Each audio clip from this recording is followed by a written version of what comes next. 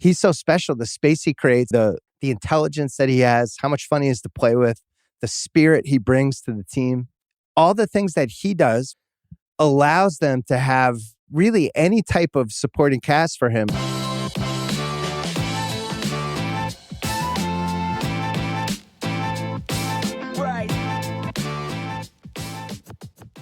Really quick, before I begin, if you guys can smash the like button for the YouTube algorithm, this seriously makes a huge difference to my videos and lets YouTube know to recommend this video to a brand new audience. So thank you so much for doing that, and let's begin. Was thinking about the concept of superstars, Russillo, and how we've had a lot of superstars over the years, but then there's a rarer version, the malleable superstar.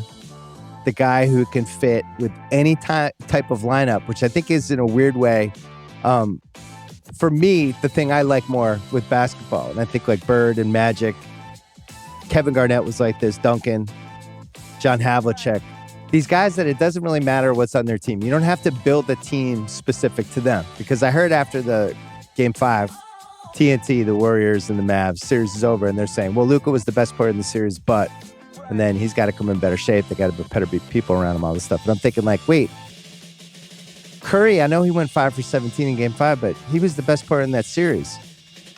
All the things that he does allows them to have really any type of supporting cast for him, as long as it's good enough and as long as they can defend and they have a little more offense. But he's so special. The space he creates, the Tyreek Hill thing, where the defenses are just so worried about him at all times, the intelligence that he has, how much fun he is to play with, the spirit he brings to the team. It's all stuff that some of it doesn't even factor in with stats. But I was thinking about that versus Luka, where I don't know if Luka can just fit in on every team. You know, we see like, well, we got to build this certain type of team for him. The Curry guys are so much more interesting to me from a team building standpoint. I don't need to get you to talk about Curry to rave about him, but do you know what I'm talking about here? The malleable superstar? Yeah, because I think that's the hardest thing to figure out. Like you look at Luka's numbers and you're in awe of what this guy has done in a very short amount of time in his playoff run. And I feel good for Luka in a way to kind of get out of the first round, put a little run together.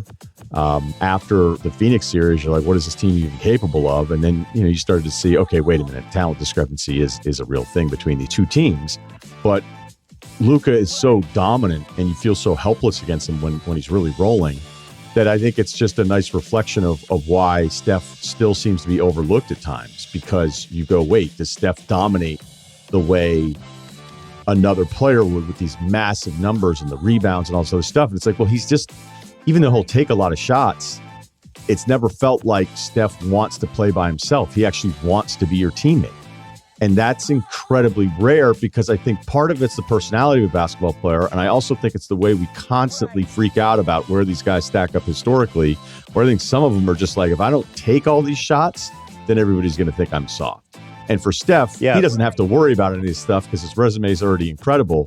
But like, I remember when it was Durant, Draymond, and Clay, when the four of them were rolling, and there were these plus minus numbers. So you would go, okay, what's everyone's plus minus? What's Golden State's plus minus when these four guys are on the floor together? And it was absurd. And then you're like, okay, well, take away one of them. And then Steph still had the highest one. And then it was like, take away two of them. And then you went through every combination, and every combination was always that much higher with Steph, where I think the team still had some weird plus minus when the other guys weren't playing.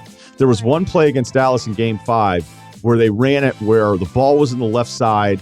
Curry runs through on a cut, never touches the basketball, and Clay trails him like a car drafting behind him.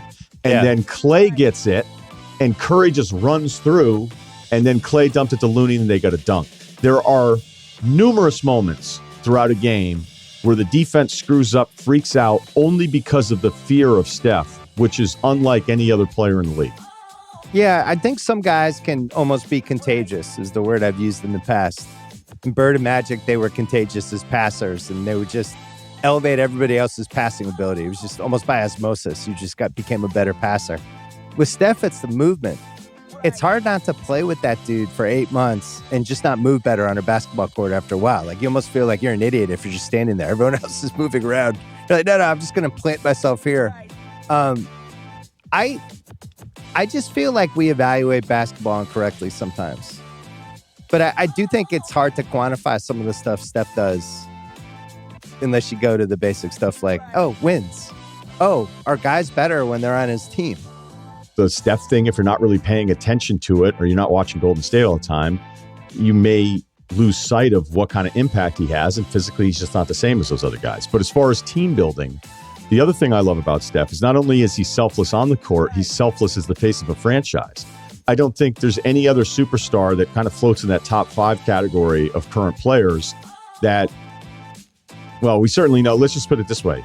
LeBron would have asked for some stuff. LeBron wouldn't have wanted Wiseman. He wouldn't have wanted Kuminga, Moody. He'd be pissed about all these guys. Hell, he wanted to trade, what was it, the Sexton pick for DeAndre Jordan.